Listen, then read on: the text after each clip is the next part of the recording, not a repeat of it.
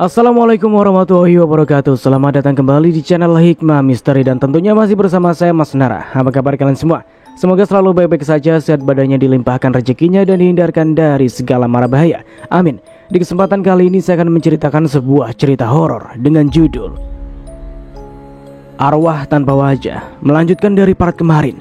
Oke, seperti biasa sebelum ke ceritanya, bagi kalian yang belum subscribe channel ini, silahkan bisa subscribe dulu dan aktifkan lonceng notifikasinya agar kalian tidak ketinggalan cerita dari channel Hikmah Misteri yang akan selalu menggetarkan hati kalian. Oke, terima kasih Enzo.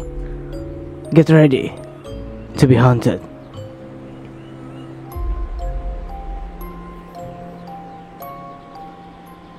Sukirman menghembuskan nafas terakhirnya. Ia tak lagi dapat bertahan. Awal kematian dari Sukirman akan menjadi sebuah pertanyaan bagi semua orang. Pagi pun telah menyapa. Semua warga telah berkumpul di lapangan melihat sebuah abu bekas pembakaran. Kira-kira ini pembakaran apa ya, Bu? Bisik seorang ibu bernama Kartini. Iya, seperti bekas pembakaran yang pernah terjadi dulu ya, jawab ibu di sampingnya. Pak, di sana ada sebuah gerobak seperti milik si Kirman. Apa jangan-jangan ini seseorang yang tiba-tiba datang memberitahu jika ada gerobak di jalanan di mana Sukirman meninggalkan gerobaknya? Pak RT, Pak RT. Seorang kembali datang dengan nafas yang ngos-ngosan. Ada apa, Sukina? Sapa Pak RT. Suami saya, Pak. Bang Kirman belum pulang dari semalaman, jawab Sukina. Semua orang saling pandang menatap Pak RT Parto. Apa jangan-jangan Sukirman mati? Karena ada bekas pembakaran di bawah pohon tua, yang bekas pembakaran gadis buruk rupa itu, timpal Karyo. Iya, bisa jadi dia balas dendam atas perbuatan kita dulu, saut Rejo. Kita beritahukan ini pada Tuan Pramuja, segera, sambung Gemblung. Tidak, Bang Kirman tidak mati. Dia tidak bersalah, Sukina teriak histeris mendengar penuturan para sahabatnya Sukirman. Pak Parto, ketua RT, tidak dapat mengambil keputusan. Ia merasa ada sedikit kejanggalan. Tenang, Bu, mungkin saja Sukirman lagi di rumah tetangga lainnya. Kita belum bisa menyimpulkan jika Kirman mati. Pak RT berusaha menengahi, namun para bawahan Tuan Pramuja terlalu keras dan berpendapat sendiri. Kita ke rumah Tuan Pramuja sekarang. Kita laporkan kejadian ini. Jika benar, kita habisi saja si Mayang dan si Yanto keparat itu, ucap seorang pria berbadan gemuk. Belum.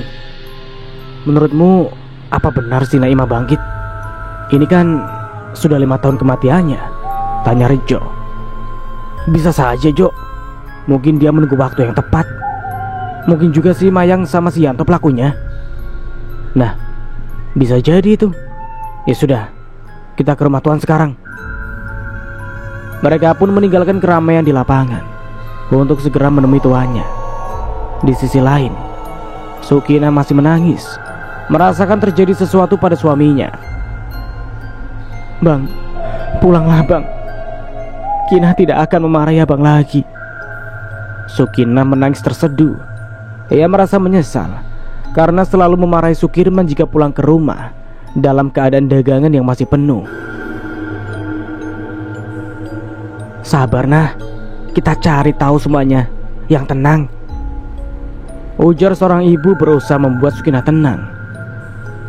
Lebih baik sekarang kita bubar, biar nanti saya dan warga menyelidikinya, ucap Pak Parto. Yuk, kami antar pulang. Sukina dibawa pulang oleh warga. Kesedihannya begitu melekat di netranya. Semua orang merasa kasihan pada Sukina, andai kebenaran terjadi pada Sukirman. Namun mereka menutup mata dan hati mereka saat para suaminya membakar gadis tak berdosa. Brak. Mayang, keluar kamu. Warga berbondong-bondong mendatangi rumah Mayang dan Yanto. Yanto, keluar kalian. Mayang dan Yanto mengerti akan kedatangan warga. Mayang membuka pintu dengan santai. "Ada apa?" ujar Mayang. "Kalian pasti yang membunuh Sukirman." "Jika Sukirman mati, itu tanda Naimah telah bangkit untuk membalas perbuatan kalian padanya dulu," Mayang berkata tanpa rasa takut. Mana ada orang sudah mati bangkit lagi? Ini pasti perbuatan kalian. "Ngaku saja, jangan berpura-pura seakan Naimah yang sudah jadi abu yang melakukannya," sambung Gemblung. "Ingat baik-baik, jangan pernah menuduh kami lagi. Dan ingat satu hal, kalian akan mendapatkan gilirannya." Yanto berbicara dengan tegas. Tatapannya begitu tajam. Para bawahan pramuja yang membakar anaknya dulu terlihat kaget melihat Yanto yang mereka hadapi seperti macan yang baru saja terbangun. "Silakan pergi dari rumahku," usir Mayang. Brak! Mayang membanting pintu dengan keras, membuat para pria di depan rumahnya tersentak. "Awas kau Mayang, kalian akan menyesal sudah mempermainkan kami." Mereka pun pergi meninggalkan rumah Mayang dan Yanto. Mayang merasa ada sesuatu yang terjadi. Tidak mungkin jika tidak terjadi sesuatu. Para bawahan pramuja kembali mendatanginya. "Pak, apa benar?" "Tidak usah banyak berkata, Bu. Anak kita akan membalas mereka semua. Dia sudah kembali." Yanto menatap lekat netra Mayang. Mayang merasakan kesungguhan dari ucapan suaminya. Ia berharap anak gadisnya membalas setiap perbuatan manusia-manusia tak berhati itu. Jika itu benar, ibu harap mereka merasakan apa yang kita rasakan dulu, lirih Mayang. Tanpa terasa kelopaknya mengembun. Mayang menangis, mengingat bagaimana sadisnya mereka membakar Naimah. "Bapak harus pergi, Bu." "Mau kemana, Pak?" "Bapak harus membantu anak kita." "Tapi, Pak..." "Baik-baiklah di rumah. Doakan Bapak agar semuanya baik-baik saja." Mayang terdiam, menatap sayu pada suaminya. Ia tahu selama 5 tahun ini suaminya berusaha sekuat tenaga untuk membangkitkan kembali arwah anaknya. "Pergilah, Pak. Bantu anak kita membalaskan dendamnya." Yanto menggenggam kedua tangan Mayang. Ia berjanji akan memberikan pelajaran pada para bajingan tersebut. Yanto pun melangkah meninggalkan Mayang. Mayang menatap Yanto hingga tubuhnya menghilang di kegelapan. "Semoga kalian berhasil menghukum para manusia keparat itu," batin Mayang. Malam semakin sunyi dan mencekam. Yanto tengah mencari sosok yang akan menjadi gilirannya.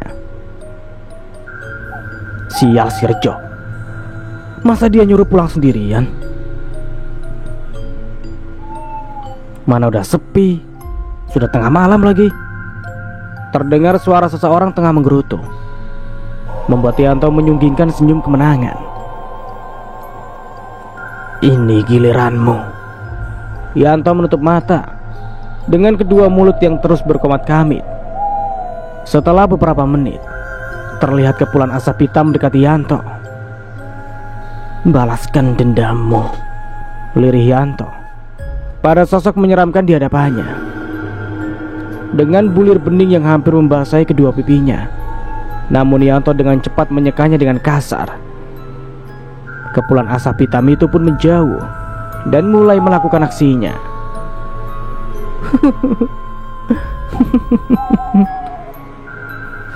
"Seperti suara cewek nangis," ucap Gemblung dengan manik yang menyapu mencari asal suara.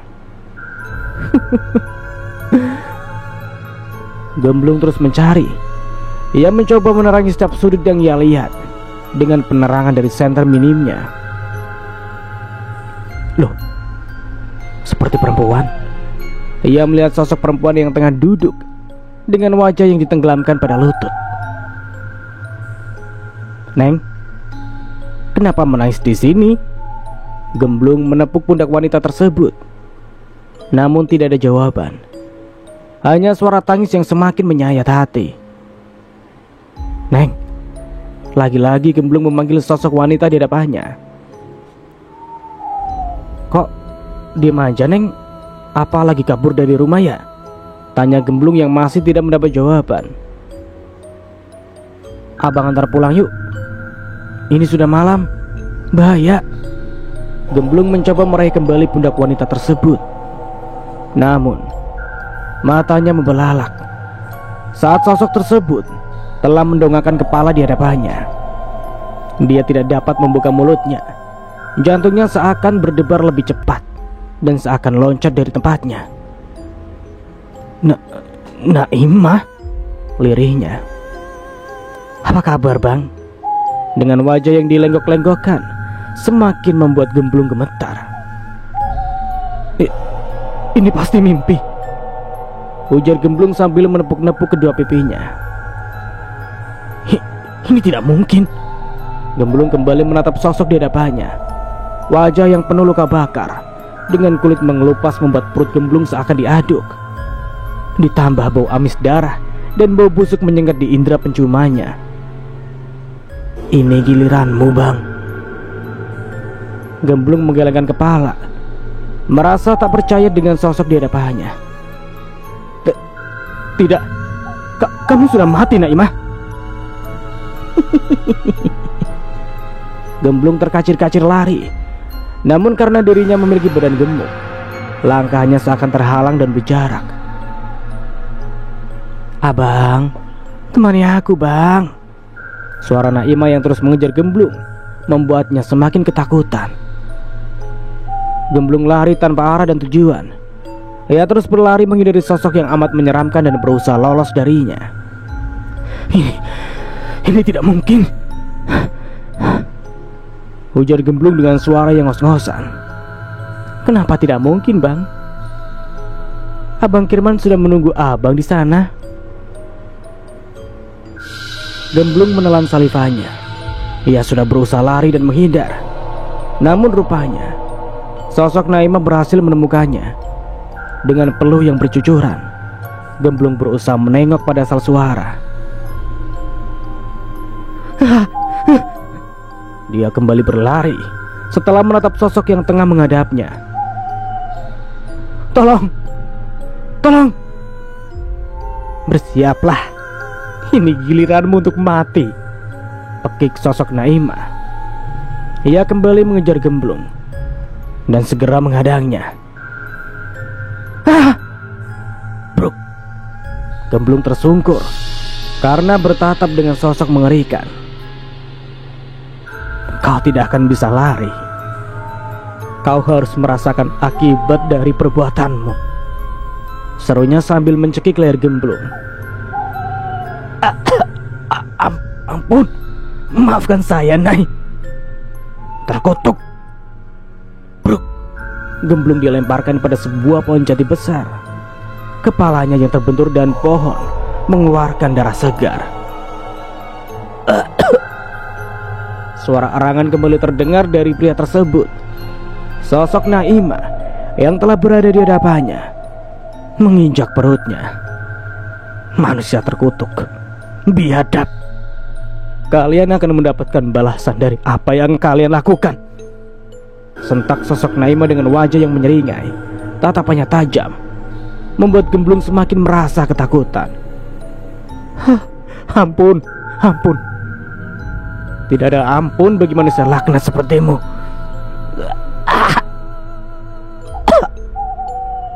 Suara arangan semakin terasa menyayat. Gemblung merasakan sakit di bagian lengannya yang dipatahkan oleh sosok Naimah. "Ini tidak seberapa dengan luka dan fitnah keji yang kau lakukan." Gemblung tidak menyauti. Ia meronta merasakan jari-jarinya yang lepas dari tempatnya. "Kalian kejam. Ampuni aku, Nai."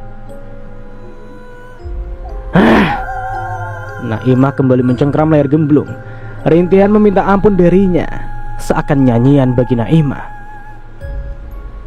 "Apakah dulu kau memberiku kesempatan. Apakah kau memberiku sedikit saja untuk membela diri? Tidak. Gemblung menggeleng lemas. Ia menyesal karena telah melakukan kesalahan yang fatal. Namun, kini penyesalan tiada lagi berguna. Naimah berada di hadapannya dengan amarah yang melanda. Maafkan aku. Jangan bunuh aku, melas Gemblung.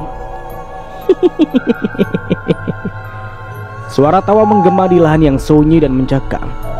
Dalam keadaan gelap, Gemblung tidak sadar jika dirinya telah lari jauh ke dalam hutan belantara. Sret! Naimah menghunuskan kuku runcingnya pada leher Gemblung, membuatnya merasa kesakitan. Darah yang kental dan segar mengucur dari setiap luka bekas tusukan kukunya. Brok! Naimah kembali melemparkan Gemblung pada sebuah pohon. Tubuhnya sudah begitu lemas. Naimah merasa senang melihat lawanya ternyata hanya segitu saja rasa gagahnya selama ini. Mana kesombonganmu selama ini? Hah? Mana Gemblung Hermawan? Hardik sosok Naimah dengan mata merah menyala. Wajahnya semakin mengerikan. Amarah sudah bagi di ujung tanduk. Ia merasakan kembali rasa sakitnya, hinaan dan siksaan, serta fitnah keji yang dulu mereka lontarkan. Kini Naimah kembali bangkit untuk membalas setiap rasa sakit yang mereka berikan dulu. Gemblung sudah tidak berdaya. Wajahnya sudah dipenuhi dengan keringat, dengan tangan yang telah putus jari-jarinya. Naimah membawa Gemblung dan melemparnya pada sebuah pohon tua besar. Kau ingat tempat ini? Naimah kembali menggelegarkan suaranya yang parau. Gemblung menatap setiap sudut tempat yang kini dirinya terjerembab. Ia mengingat kembali di mana kini ia berada. Ya, ini tempat di mana kalian membakarku, timpal Naimah setelah menatap Gemblung yang menyadari tempat dirinya berada. Mau apa kamu, Nai?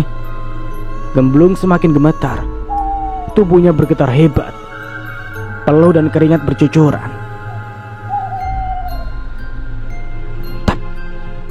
Naimah berdiri di hadapannya dengan mendebarkan bau gosong dan bau busuk yang menyeruak di indera penciumannya. Kau tahu bagaimana rasanya api melahap tubuhmu? Naimah mengusap pipi Gemblung dengan senyuman di wajahnya yang mengerikan. Tidak. Gemblung menggeleng. Bibirnya gemetar. Ia merasakan terjadi sesuatu yang lebih dari apa yang dia terima sebelumnya. Kau mau merasakannya? Naimah menatapnya tajam. Gemblung semakin mengerti dengan ucapan yang diucapkan oleh sosok di hadapannya. Jangan, Nai. Jangan. Lirih Gemblung berusaha memelas kasihan pada Naimah. Tapi tidak bagiku. Aku ingin melihat tubuhmu terbakar seperti yang kau lakukan dulu padaku. Pakik Naimah dengan menarik tubuh Gemblung. Jangan, aku mohon jangan bakar aku. Naimah tidak memperdulikan rintihan Gemblung, pria yang menyeretnya dulu hingga tubuhnya terluka. Pria gemuk yang bernama Hermawan yang biasa dipanggil Gemblung kini telah merasakan akibat dari apa yang ia perbuat. Penyesalan tiada lagi berguna. Dendam sudah membara di hati gadis yang mereka bakar 5 tahun yang lalu. Kini Naimah hanya ingin membalas perbuatan manusia-manusia biadab yang membuat dirinya dan keluarganya menderita. Tolong jangan lakukan, melas Gemblung kembali. Bruk. Naimah mendorong Gemblung agar bersandar pada pohon di mana dirinya membakar Sukirman pada malam sebelumnya. Naimah mengikatkan Gemblung pada pohon tua tersebut, sama halnya seperti yang ia lakukan pada Sukirman.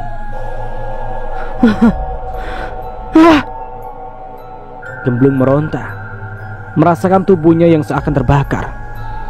Tetesan cairan hitam pekat yang keluar dari mulut sosok mengerikan di hadapannya membuat seluruh tubuh Gemblung melepuh. Dalam teriakan kesakitan Gemblung, tibalah seorang pria dengan membawa sebuah kayu bakar dan menumpukannya di dekat Gemblung. Manusia biadab sepertimu pantas mendapatkannya, lirih pria tersebut. Yanto, dia seorang pria yang menjadi saksi di mana anaknya dibakar dengan difitnah yang keji, membuat amarah dan dendam membara di hatinya. Kini dia dapat melaksanakan dendamnya dan membalas perbuatan manusia-manusia biadab yang sudah membunuh anak semata wayangnya. Pergilah, Nyai, biar bapak yang menghabisinya, ujar Yanto dengan suara parau lirih. Dalam sekejap, sosok mengerikan itu menghilang, meninggalkan Yanto dengan pria yang sudah terkulai tak berdaya. Yanto mendekati pria yang sudah tak berdaya dengan tubuhnya yang sudah melepuh. Namun, ia masih dapat mendengar dan sadar akan kehadiran sosok di hadapannya. Yanto, lirihnya. Iya, kini giliranmu. Kau yang membakar putriku. Kini aku yang akan membakar tubuhmu pula. Gemblung sudah tak berdaya. Ia tak dapat berteriak untuk meminta tolong. Kini ia tahu jika Yanto yang membangkitkan arwah Naima untuk membalaskan dendamnya. Nikmatilah kematianmu. Api mulai menyala. Sedikit demi sedikit menjalar pada sebuah kayu yang sudah terbaluri minyak. Semua sudah disiapkan Yanto, dari kayu hingga minyak untuk membakar para bajingan yang membakar putrinya. Erangan dari sosok pria yang mulai dilalat si jago merah terdengar menyayat. Yanto tersenyum, merasa puas karena sudah melakukan tugasnya dengan baik. Ini akibat karena kau menyakiti keluargaku. Ini juga balasan atas apa yang kau lakukan pada putriku, lirihnya, lalu meninggalkan sosok pria yang tengah meronta dalam api yang tengah melahap tubuhnya. Hari telah berlalu dan waktu kian berlalu. Setelah kematian Sukirman dan Gemblung Hermawan, desa Kencanawangi menjadi desa yang tersebar keanehannya. Kematian Gemblung dan Sukirman belum diketahui oleh para rekanya. Jo, kira-kira tuh si Gemblung kemana ya? Tanya Karyo. Entahlah Yo, gue juga bingung kemana dia pergi. Mana gak bilang lagi, saut Rejo frustasi. Rejo dan Karyo sudah mencari keberadaan kedua temannya, yaitu Sukirman dan Gemblung. Seminggu telah berlalu dari kejadian pembakaran Gemblung. Tak ada warga yang mengetahui jika Gemblung sudah tewas. Gue jadi mikir, kalau mereka berdua emang mati, ucap Karyo dengan tengah mengelus jenggotnya. Kenapa lu? Kenapa lu bisa mikir dia mati sih? Saut Rejo. Lu kan tahu ya soal bekas pembakaran di lapangan itu. Warga 2 kali lihat itu tempat. Sampai rame loh, karena kesekian kalinya sejak bekas pembakaran yang pada malam itu. Ada lagi malam dimana Gemblung lu suruh pulang sendiri. Wah, gue baru dengar kalau kejadian lagi. Lu ngapain aja sih di rumah? Sampai kabarnya geger, lu kagak tahu. Nah maklum, bini gue kan lu tahu kalau gue di rumah. Badan aja lu bertato, tapi takut bener lu sama bini. Sudah, kenapa sih bahas bini gue sih? Mereka pun kembali terdiam. Hilangnya Gemblung dan Sukirman belum ada kepastian. Mereka masih menerka-nerka antara hilang dan mati. Karena kali ini mereka tidak bisa lagi terus mendesak Mayang dan Yanto seperti sebelumnya. Beberapa waktu mereka hanya saling lempar tanya, hingga datang kembali kawannya dengan segala tentengan di tangan. Mod, tumben lu baru datang. Rejo menyambut kedatangan temannya yang baru saja tiba. Ya biasalah, Tuan terlalu bertele-tele. Gimana? apa sudah ada kabar soal Gemblung? Tanya Karyo. Belum. Adalah biarlah. Pusing gue. Tuan Pramuja dan Non Aresta merasa ada yang tidak beres dengan hilangnya Sukirman dan Gemblung.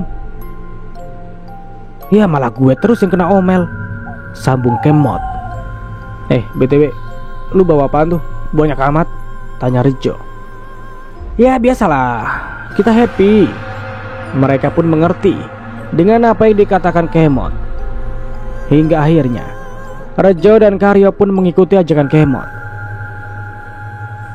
Satu sisi, Pramuja dan Arista merasa ada keanehan sejak hilangnya Sukirman. Mereka merasa ada yang tidak beres yang tengah terjadi. Begitupun Arista. Ia yang tidak terlalu ikut memikirkan tentang hilangnya bawahannya dan hanya memikirkan tentang suaminya, membuat ia tidak terlalu mengerti akan hal yang menimpanya. Cepat, Mas Aryo. Arsita bangkit dari duduknya melihat sang suami yang baru saja tiba. Aryo hanya berdehem, tidak berniat memberikan kehangatan sama sekali pada istri cantik di hadapannya. Arsita dan Aryo menikah setelah kematian Naimah. Saat itu Aryo merasa kehilangan karena ia tahu jika mertuanya yang melakukan hal keji pada gadis yang amat ia sukai. Mas, Arsita mencoba memberikan perhatian guna membuat Aryo mengaguminya. Aryo menatap Arsita dalam sekejap, lalu kembali memasuki kamarnya. Mas, lirik Arsita yang kembali bergelayut di dada bidang Aryo. Sita, pergilah. Aku ingin beristirahat, titah Aryo. Tapi aku kangen kamu, Mas. Mengertilah, aku ini lelah. Tapi aku pergi. Ucapan Arsita menggantung. Aryo yang dibuat lelah dengan kerjaan kini harus menghadapi Arsita yang selalu bersikap manja. Aryo masih belum dapat menerima Arsita dengan sepenuhnya, apalagi sejak Aryo mengetahui jika kematian Naimah karena ayah mertuanya. 4 tahun menikah, tapi masih saja seperti ini, gumam Arsita sambil menghentakkan kaki. Arsita merasa sesak karena selama pernikahannya dengan Aryo, mereka masih terpisah kamar. Arsita. Langkah Arsita terhenti. Terdengar suara yang memanggilnya. Hingga Arsita membalikkan badan dan melihat siapa yang tengah berada di lorong menuju ruang belakang. Bitina. Arsita menyapu seluruh ruangan. Hanya terlihat bayangan hitam yang tengah berdiri di dalam lorong yang gelap. Bibi. Lagi Arsita mencoba memanggil Tina, asisten di rumahnya. Namun hingga beberapa kali Arsita memanggil, tetap tidak ada sahutan. Arsita. Arsita kembali terdiam setelah mendengar suara yang kembali menyebut namanya. Bush. Arsita terkejut saat angin menerpa wajahnya. Kini tengkuknya merasa dingin dan bulunya seakan berdiri. Bi, jangan ngerjain ya. Arsita mencoba menenangkan diri dan kembali berjalan menghampiri lorong gelap di hadapannya. Wush. Kembali angin menerpa wajah Arsita. Ia mencoba membenarkan rambutnya yang menutupi wajahnya.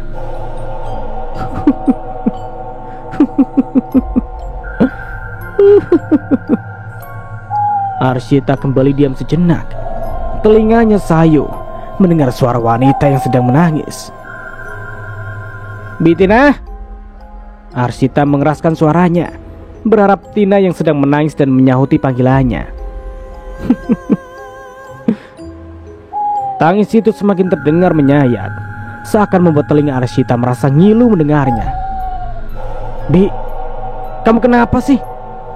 Hening. Hanya suara lolongan suara hewan malam yang tengah menjadi penghilang kesunyian. Bi, apa kau tak dengar dari tak? Arsita tak dapat melanjutkan ucapannya. Jantungnya serasa dipompa lebih cepat.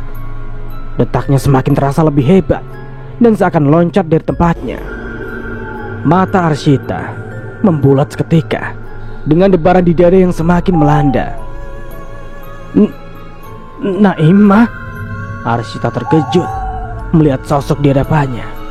Iya, Naimah tengah menatapnya dengan tatapan sendu. Wajahnya yang pucat membuat kesan menakutkan bagi Arshita. Arshita.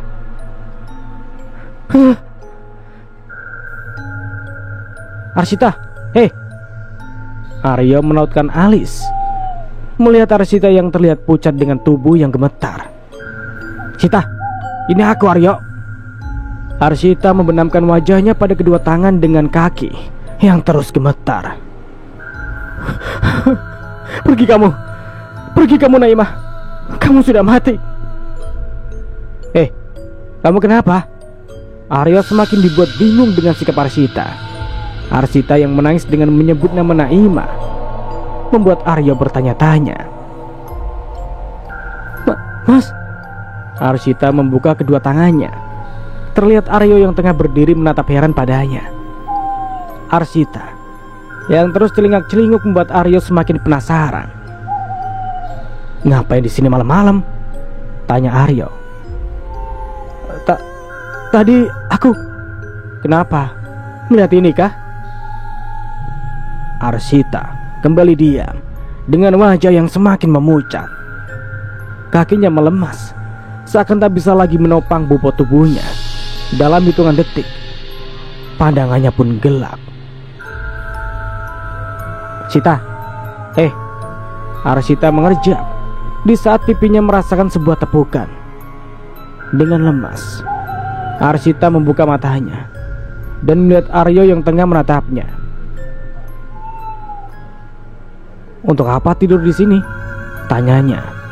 Sita pun melihat kiri dan kanan. Rupanya dirinya berada di ruang belakang. Aku... Arshita mencoba mengingat kembali kejadian sebelum dirinya tak sadarkan diri. Kenapa? Melihat ini kah? Bayangan di mana sosok itu menatapnya kembali diingat Arshita.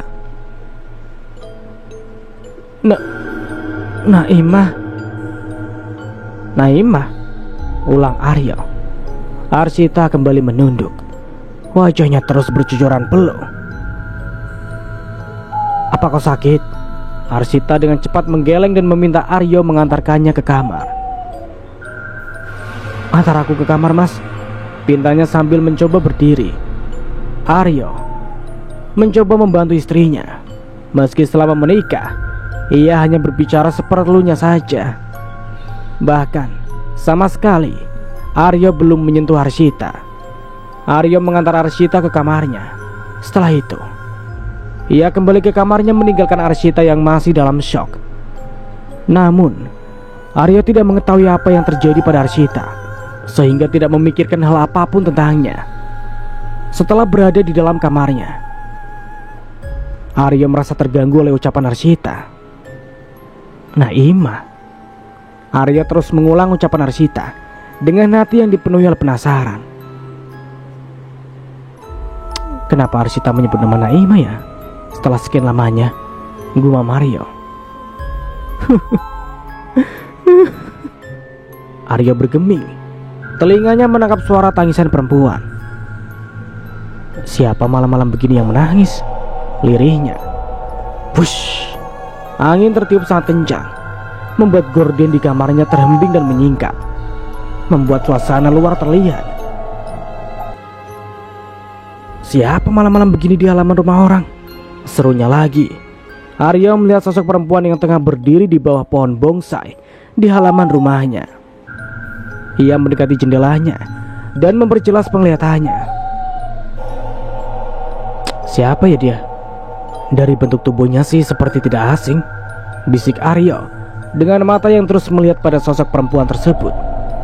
Ia terus melihatnya tanpa memindahkan pandangan. Angin yang bertiup semakin kencang, menggoyangkan dedaunan dan membuat suara gemerisik. Dah! Astaga! Aryo terkejut karena petir yang tiba-tiba menyambar. Loh, kemana wanita tadi? Arya mencari keberadaan wanita yang tadi berada di bawah pohon bonsai. Namun, keterkejutannya membuat Arya memalingkan pandangan. Dan saat kembali melihat sosok itu sudah tidak ada. Perasaan tadi ada perempuan di sana deh. Arya terus berucap sendirian. Rasa penasaran. Karena Arshita kian ditambah dengan penasaran dengan sosok yang dilihatnya. Srek! Arya menutup kembali gordennya dan kembali ke ranjangnya. Ia menjatuhkan tubuhnya dan menatap langit-langit. Pikirannya kembali mengingat di mana saat dirinya bertemu dengan wanita yang disukainya. Brak! Maaf, ucap Arya saat pertama bertemu dengan Naima. Maaf mas, saya tidak sengaja, ucap Naima dengan wajah yang menunduk. Iya, gak apa-apa, kamu gak... Permisi, ucapannya menggantung di udara. Karena Naima yang saat itu tidak pernah mengenal orang luar selain dari para tetangganya sendiri. Tunggu! Arya berusaha mengejar, namun langkah Naima terlalu cepat. Mas, langkah Arya pun terhalang karena Arshita yang tengah berada di sana. Kamu kenapa? Lagi nyari aku? Ujar Arshita. Maaf, aku lagi ada perlu. Arya pun meninggalkan Arshita dan mencoba kembali mengejar Naima. Mas, tunggu! Arya menggusar rambutnya. Ingatannya kembali mengusik kepalanya. Andai Arshita tak pernah menghalanginya untuk bertemu Naima, mungkin tiap kali ia bertemu akan bisa selalu berbicara panjang lebar. Namun jangankan berbicara, baru saja menyapa, seakan sebuah magnet. Di situ pasti ada Arshita. Bahkan jika tidak, pasti Pramuja yang datang. Apa sebenarnya yang terjadi? Kenapa papa sampai menyuruh warga membakar Naima? Gerutunya dengan kesal yang berbaur. Nay, tunggu. Aku mau bicara. Sudahlah mas, jangan ganggu aku. Aku tidak ingin mau berurusan dengan Tuan Pramuja. Keluarga aku akan berada dalam masalah nanti. Tapi aku... Kembali bayangan Arya tentang Naima hadir di kepalanya. Namun lagi, kedatangan seseorang selalu membuyarkan ingatannya. Kenapa? Selalu saja ada yang datang di saat aku menemuimu. Kembali Arya merutuki bayangannya. Lebih baik aku tidur. Semakin aku ingat Naima, semakin pusing kepalaku ini. Arya pun membenamkan seluruh tubuhnya di dalam selimut hingga ia menyebut mimpinya dan tertidur pulas. Oke, kita beralih ke sudut pandang Yanto. 5 tahun sudah kematian anakku. Sejak saat itu istriku Mah yang menjadi wanita yang pendiam. Bahkan ia sering sekali menutupi tangisnya. Itu membuatku semakin merasa bersalah. Aku seperti suami dan seorang bapak yang tak bisa menjaga istri dan anakku. Aku Yanto, seorang suami dari seseorang perempuan bernama Mayan. Kami dikaruniai satu orang putri. Namun putriku terlahir berbeda dengan teman seumurannya. Ia terlahir dengan mimik wajah yang tak bisa kujelaskan, sehingga warga dan kebanyakan orang memanggil putriku wanita tanpa wajah. Namun, seburuk apapun dirinya, ia adalah darah dagingku, buah cintaku bersama Mayang. Namun di umurnya yang baru menginjak genap 20 tahun, kejadian buruk menimpanya. Sebuah fitnah keji datang dan membuat putri sematawayang kami meregang nyawa dalam api yang membara. Pak, suara yang amat familiar di telinga telah menghentakkan lamunanku. Iya bu, aku menoleh padanya. Iya, Mayang dengan wajah sembab ia mendekatiku dan duduk di sampingku. Dosa apa yang kita buat ya pak? Kenapa hingga saat ini tidak ada yang dapat mengusut kematian anak kita? Padahal kita sudah melaporkannya, bukan? Bahkan ada saksi yang membela dan menceritakan semuanya, ujar istriku dengan belir bening terseluruh di wajah ayunya. Aku menghela nafas kasar.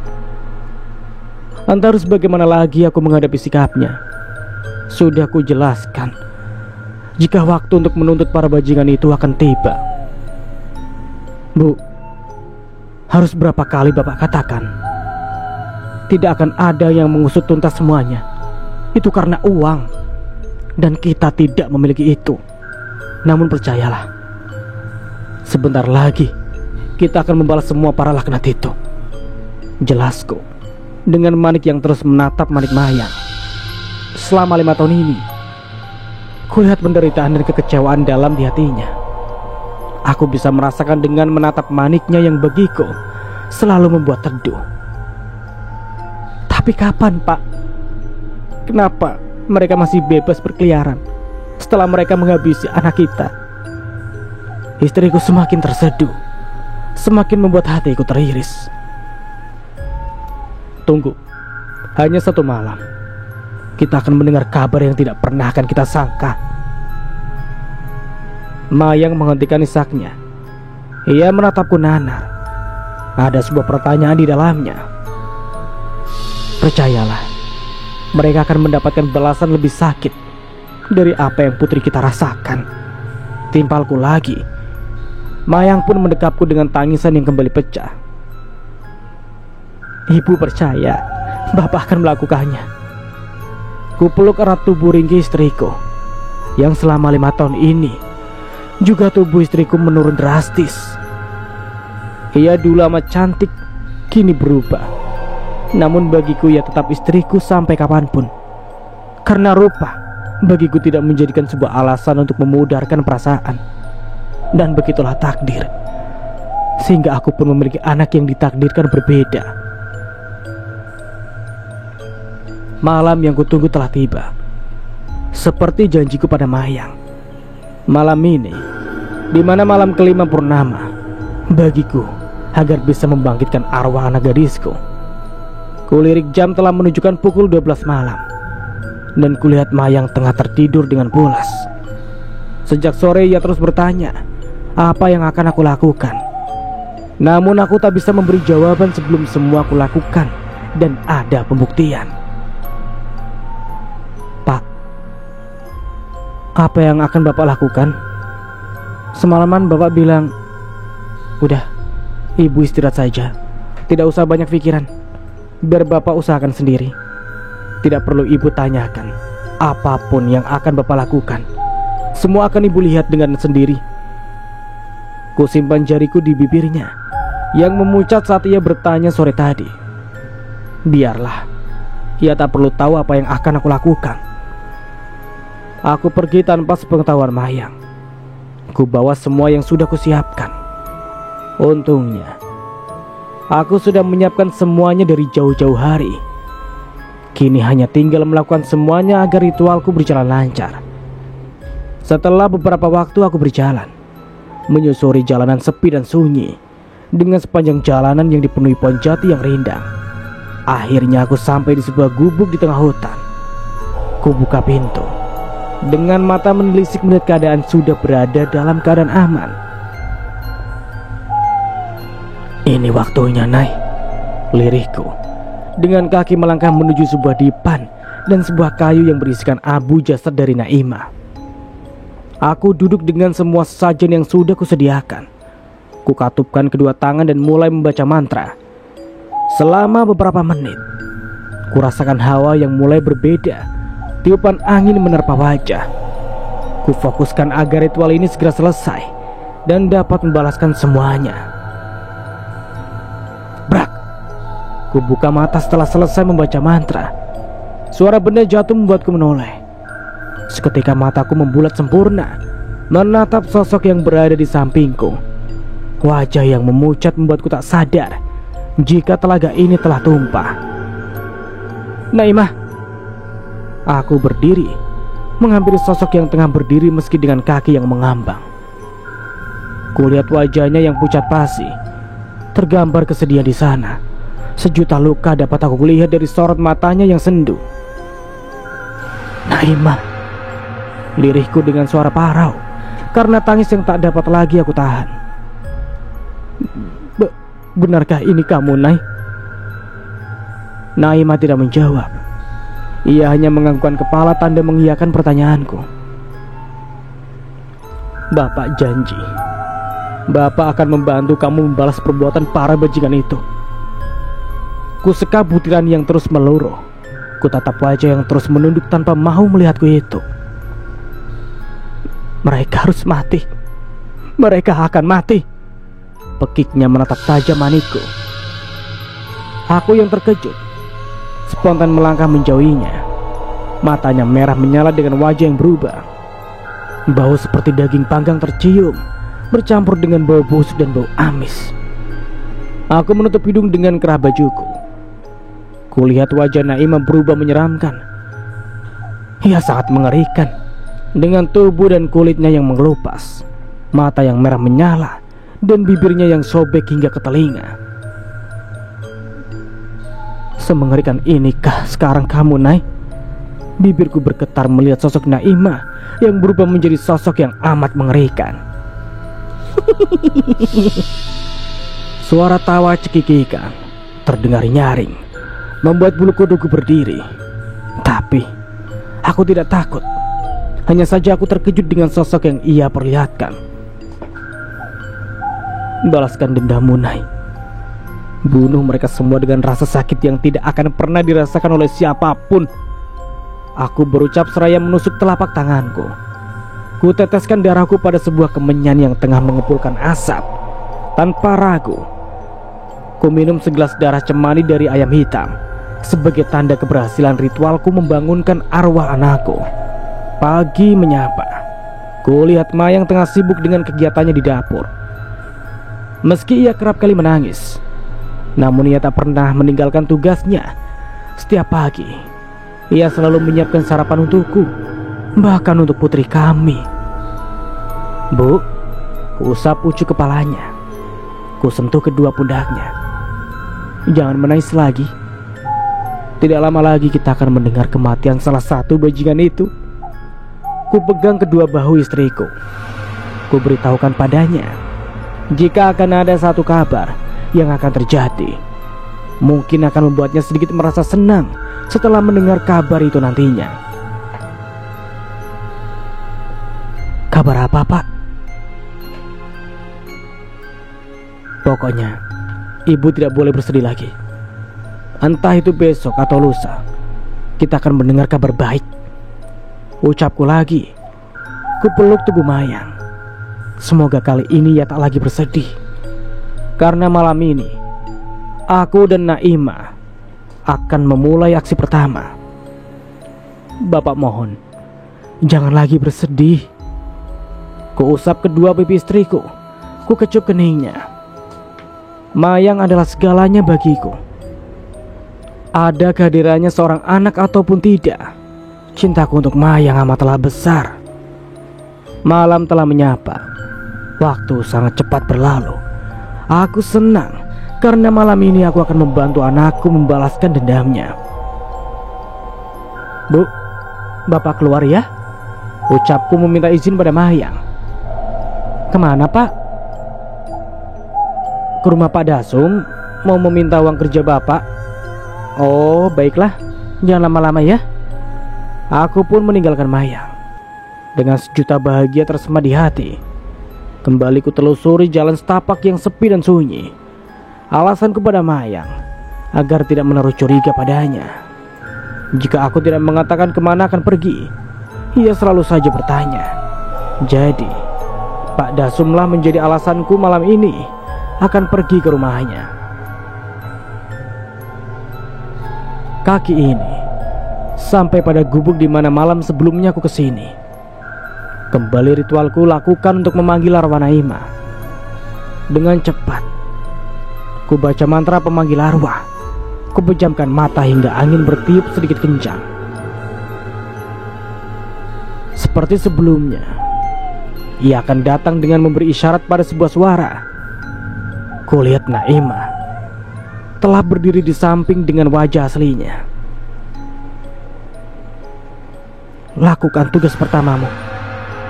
Berikan rasa sakit yang amat pada mereka. Tawanya kembali nyaring. Ia pun menghilang menjadi sebuah kepulan asap hitam. Dan sampai di sini dulu ceritanya. Nantikan kelanjutan ceritanya di part berikutnya. Dari saya mohon maaf bila ada salah kata. Akhir kata, wassalamualaikum warahmatullahi wabarakatuh. Sampai jumpa di video berikutnya.